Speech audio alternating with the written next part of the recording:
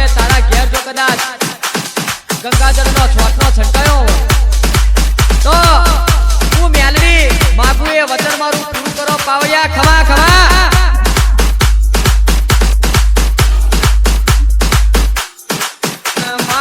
જગમાલ કે છે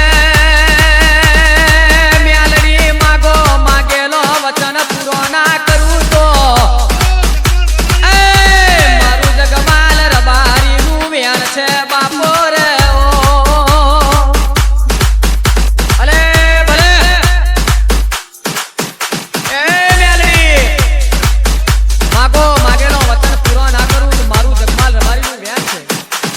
આવો